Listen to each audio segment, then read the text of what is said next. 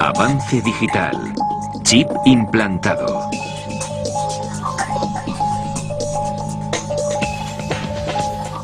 Olvidar las contraseñas del ordenador es algo muy corriente, pero puede que la solución esté literalmente a mano con implantes de chips de ordenador.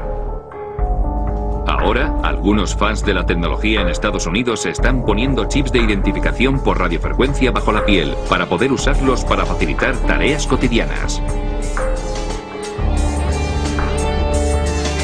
El EM402 RFID Tag Q5 implantado en la mano de Mikey Sklar es tan pequeño como una ampolla de cristal que cuesta unos $2. Un médico realizó la operación en la cocina de Sklar.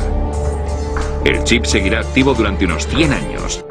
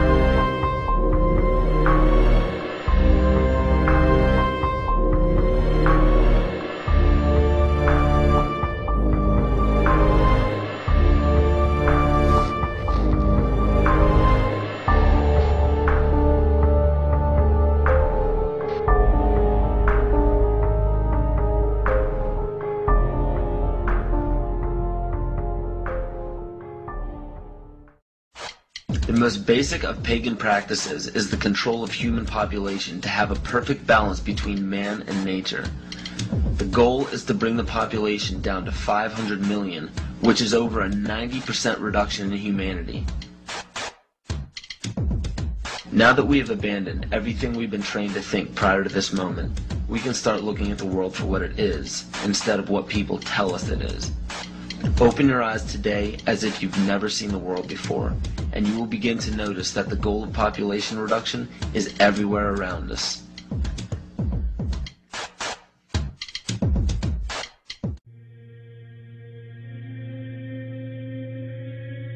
He who controls food controls the world.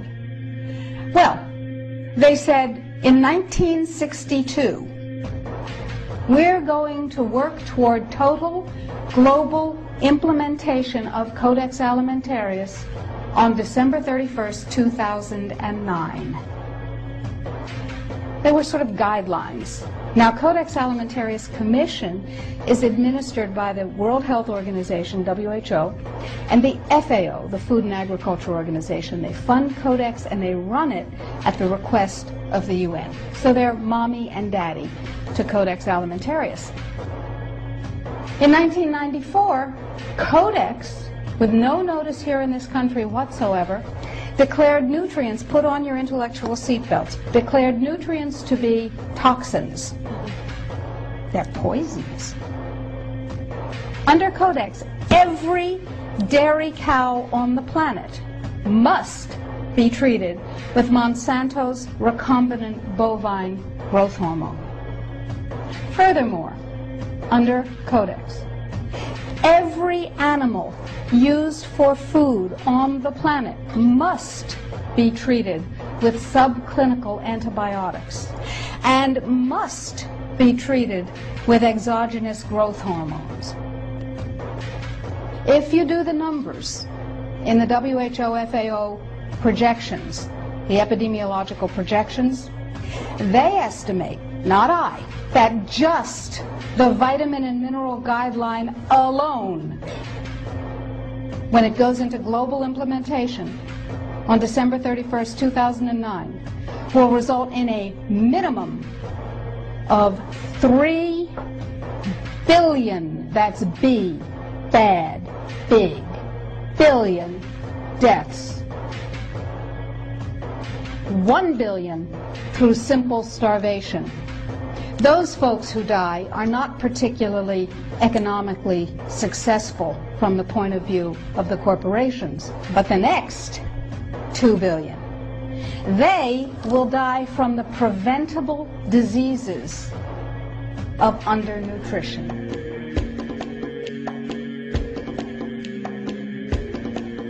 Aspartame, the artificial sweetener found in almost every low-sugar or sugar-free product on the market.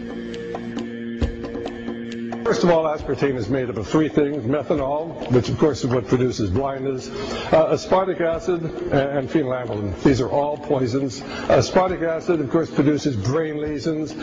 This was known back in the early 1970s. Methanol produces blindness. Phenylalanine is what you see in the brain, and in high dosage it produces trauma.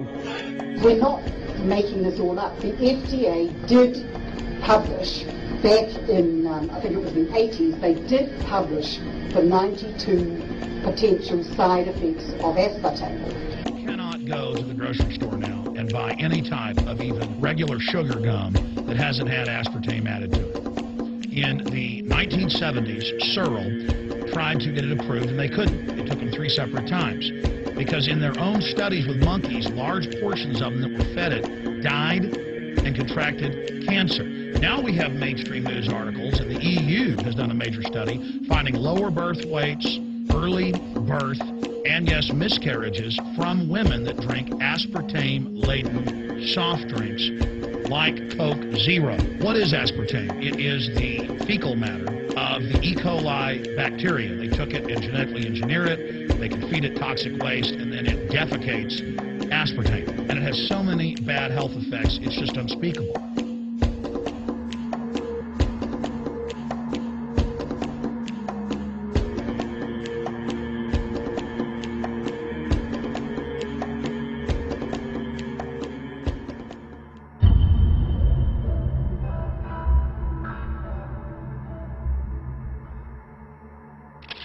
This is being done by design. It's also very, very addictive.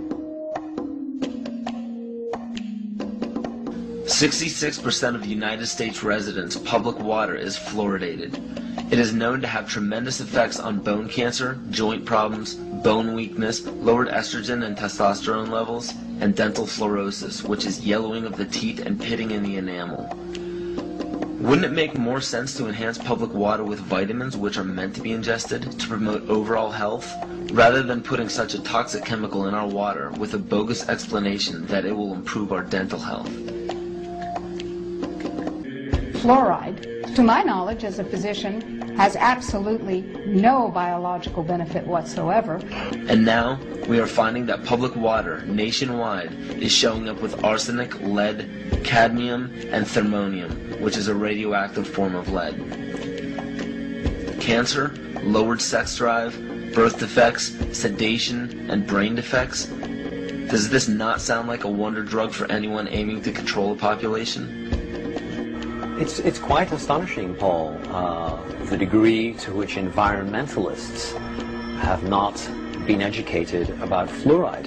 You know, people have an unconscious trust in their doctor or their dentist, and if you can persuade doctors and dentists that fluoride is safe and good, then you're able to reach the rest of the nation. People believe their doctors and dentists, and that was a way of promoting fluoride for Bernays.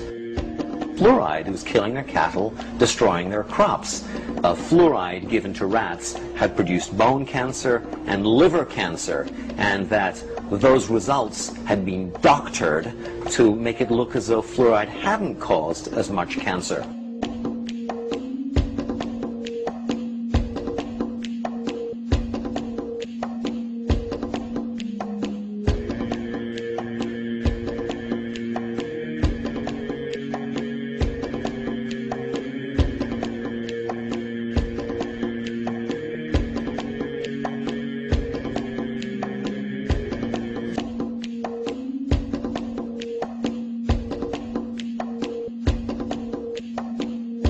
it is in tens of thousands of products.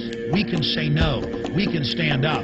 But if you've got a neighbor giving fluoride water to their baby, please go over and warn them. If you've got a neighbor that's sitting there eating MSG-filled chips, one after the other, warn them. You've got a responsibility. If you know people that are feeding processed foods filled with GMO, warn them. And for God's sakes, don't give it to your own children. If you want to kill yourself, that's your own business. But don't hurt your children. Don't do this, ladies and gentlemen. You know cigarettes are bad for you. But just 20 years ago, the cigarette makers were getting up before Congress and saying it was a conspiracy theory that it was killing people. And then later it came out in their internal documents, they knew it was deadly. Ladies and gentlemen, I've seen the studies. Much of what they're putting in our food and water is far worse than even cigarettes, as bad as they are, one of the biggest killers in this country. This is a covert, soft kill operation.